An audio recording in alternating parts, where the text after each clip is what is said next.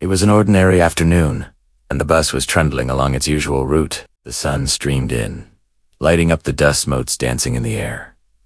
People got on, people got off. It was a rhythm, the driver, a young man named Leo Senubiart. He'd seen it all on this route, or so he thought. At a quiet stop, an elderly man boarded. He moved slowly, his back a little stooped with age, but his eyes were sharp and clear. He wore a simple, clean jacket, and as he paid his fare, something small and metallic glinted on his chest. It was a medal worn with a quiet pride that needed no announcement. The old man found an empty seat by the window and sat down, his gaze fixed on the familiar streets passing by. Leo glanced at him in the rearview mirror. There was a certain dignity about him, a stillness that stood out amidst the daily hustle and bustle of the other passengers. Leo had always been taught to respect his elders, especially those who had served. His own grandfather had been a soldier, and he saw a flicker of that same quiet strength in this passenger. The bus continued its journey, the symphony of city life playing out as usual, the chatter of students, the ringing of phones, the gentle hum of the engine. A few stops later, a group of teenagers, boisterous and full of energy, bounded onto the bus. They were laughing and shoving each other playfully, their voices loud and their backpacks swinging. As they squeezed past the old man's seat, one of them, a tall boy with headphones around his neck, accidentally bumped into him. "Hey, watch it," the boy muttered, not even turning to look. The old man just gave a slight nod, his expression unchanged. He didn't say a word. He just adjusted his jacket and continued to look out the window.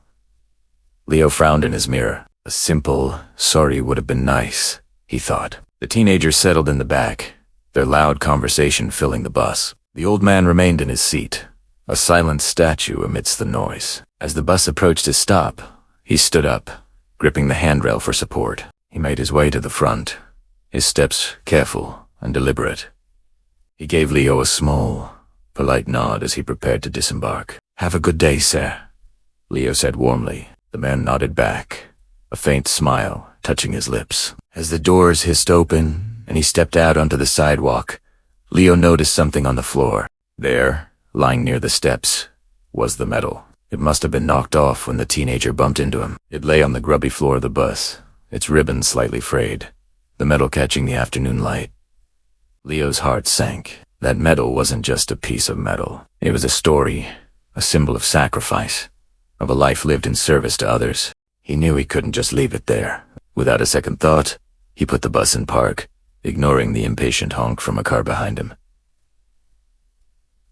"Folks, I'll be right back. Just a moment," he announced over the intercom. He quickly scooped up the medal, its weight feeling significant in his palm. He jumped out of the bus, his eyes scanning the street for the old man. He spotted him a short distance away, walking slowly down the block, completely unaware of his loss. Leo called out, jogging toward him. The old man stopped and turned, a look of confusion on his face. Leo reached him, slightly out of breath. "Sir, I think you dropped this," he said, holding out the medal in his open hand. The veteran's eyes widened. He looked down at his empty jacket, then back at the medal in Leo's hand. A wave of relief washed over his face, so profound it seemed to take years off his age. "Oh, my goodness," he whispered, his voice thick with emotion. He reached out with a slightly trembling hand and took the medal. He held it gently, his thumb stroking the embossed surface. I didn't even notice. This medal. It was given to me by my unit. It means more to me than you can imagine."